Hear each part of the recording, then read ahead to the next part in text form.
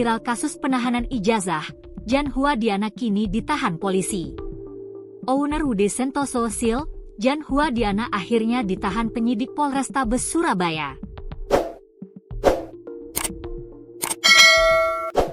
Kabar tersebut terkuak usai beredar foto mirip wajah Jan Huadiana mengenakan rompi merah tulisan tahanan Jatan Ras.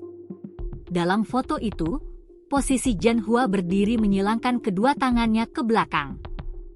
Kasih Humas Polrestabes Surabaya, AKP Rina Shanti Dewi Nainggolan membenarkan wanita di foto tersebut adalah Jan Huadiana. Namun, kabarnya Jan Hua tidak ditahan atas dugaan tahan ijazah atas laporan mantan karyawannya melainkan karena atas laporan dugaan perusakan mobil. Rina tidak secara lugas membenarkan informasi tersebut. Hanya saja, ia menuturkan bahwa laporan yang masuk atas nama Jan Huadiana ke Polrestabes Surabaya hanya tentang dugaan pengerusakan mobil. Sedangkan, laporan lain masuk Polda Jawa Timur. Ia sudah ditetapkan tersangka, ucapnya, Kamis, 8 Mei 2025. Diketahui, laporan kasus dugaan perusakan mobil dilayangkan oleh seorang kontraktor bernama Paul Stefanus. Pengacaranya, Jemina Haq, menjelaskan bahwa awalnya Paul bermula mengerjakan proyek plafon lantai 5 rumah Diana di Prada Permai 8 nomor 24, Dukuh Pakis, Surabaya. Proyek itu deal senilai 400 juta rupiah.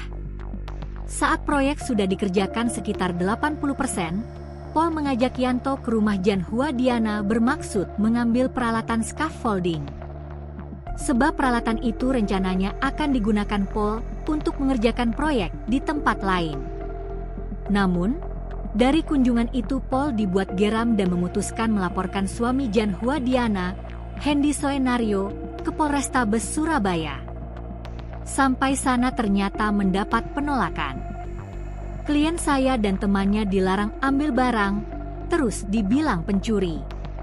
Lalu atas perintah Jan Huadiana, suaminya, Hendy Senarion diminta merusak roda mobil menggunakan gerinda, kata Jamie saat diwawancara 1 Mei lalu. Bahkan, klien saya juga didesak mengembalikan 50% pembayaran dana renovasi, imbuhnya. Sebagai informasi tambahan, Jan Huadiana adalah pemilik UD Sentosa Sil, sebuah perusahaan distributor kendaraan bermotor. Saat ini, ia dilaporkan oleh mantan karyawannya atas tuduhan menahan ijazah. Kasus dugaan penahanan ijazah ini bahkan telah menarik perhatian hingga menyebabkan gudang milik Diana disidak oleh Wakil Menteri Ketenagakerjaan, Immanuel Ebenezer, dan Wakil Wali Kota Surabaya, Armuji.